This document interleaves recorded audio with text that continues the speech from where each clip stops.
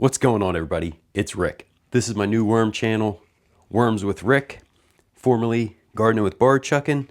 I went ahead and decided to make this channel just strictly worms. So if you guys ever have any questions or comments for worms, feel free to hit me up and leave me a comment. This here is my natural bedding bin. So in here has fresh bedding leaves. It also has some mushroom substrate that I picked up in Avondale, basically where they grow mushrooms in Pennsylvania. To this bin, I went ahead and I added some winter rye. That's what this is, the roots from it. And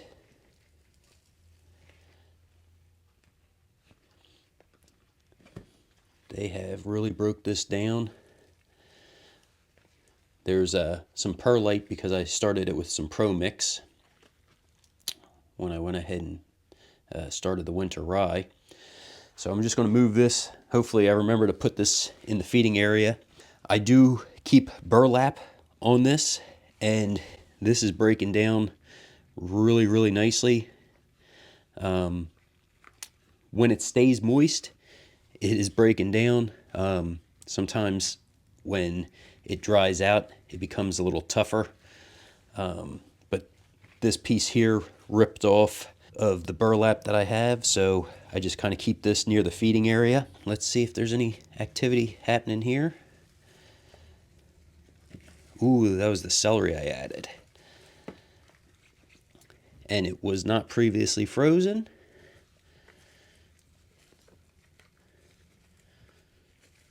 So I am okay with that.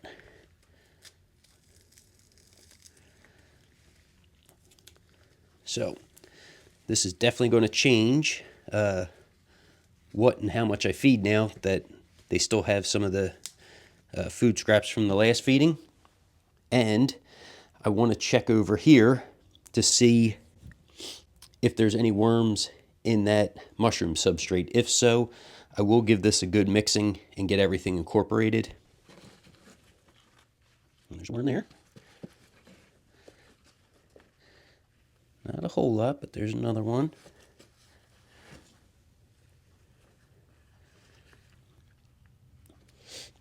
There we go. There's a nice worm. See the swollen clitellum?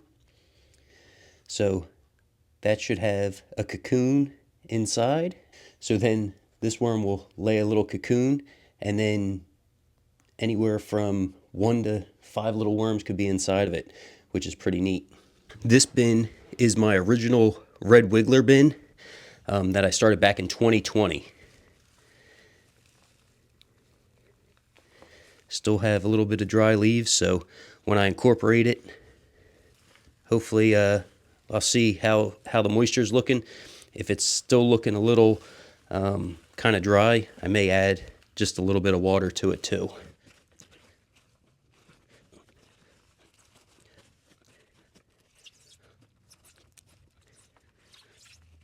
So the only thing I dislike about this tote, oh, there's another red wiggler. The only thing I dislike about this tote is those grooves down at the bottom sometimes really pack in the castings and the material. Overall, it's not too bad of a trade-off.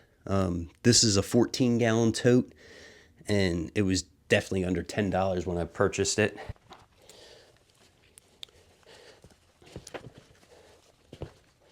And you can see there's a bunch of worms.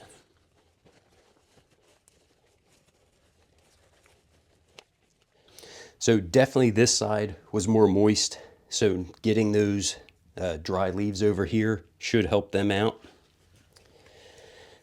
As I said, I'm not going to go too wild.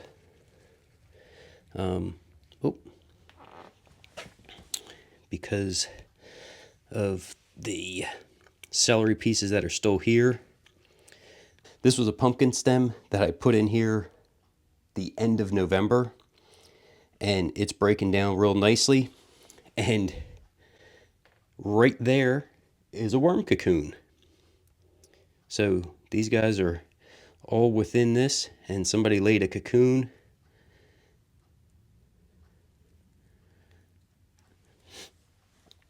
So inside of that can be anywhere from 1 to 5 little baby worms, and then when they hatch, then they'll have a nice home to come into with this bin.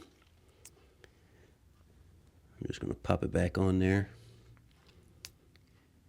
See if I see anything else real quick. Oh, there's another one right there. And this guy looks like he's a little swelled up too. So the worms are pretty cool. I guess I'll just leave that kind of in the center. There's a nice, no real worm ball today, but they're just in there doing their thing, which is pretty cool to see. So at least in the feeding area, that was plenty moist. This side was plenty moist. That side was a little drier because that was bedding that I added fresh maybe 2 feedings ago. So with this, not going to go too wild and crazy. I do have a few citrus peels and a chunk of watermelon for them. The watermelon should release a bunch of moisture into this bin. If you've seen my other channel, I always like to add some source of grit for them, and preferably it's ground up eggshell, which I have in an old pickle jar.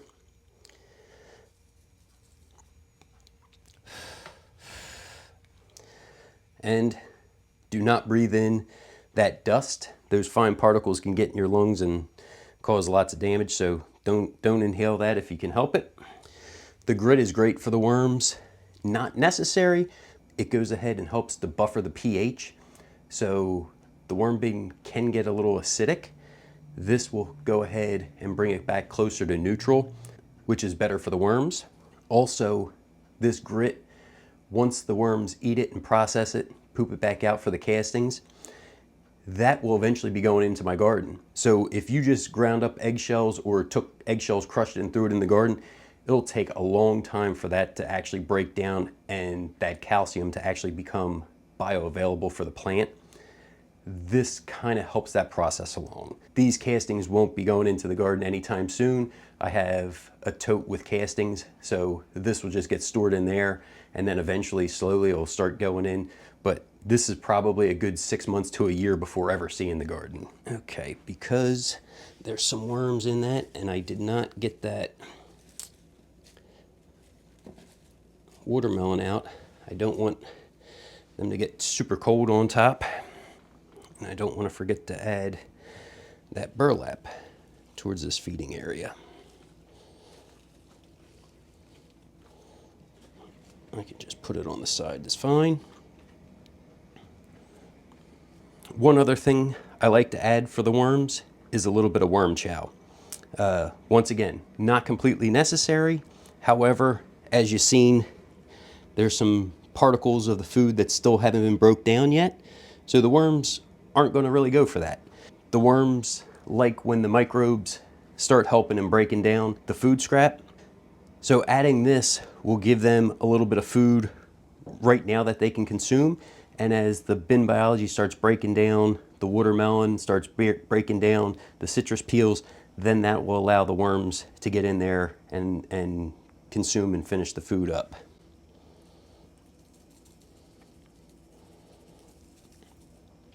This is something super easy to do. Also, this contains ground up oats that were expired, flour, cornmeal, and a little bit of pulverized eggshell.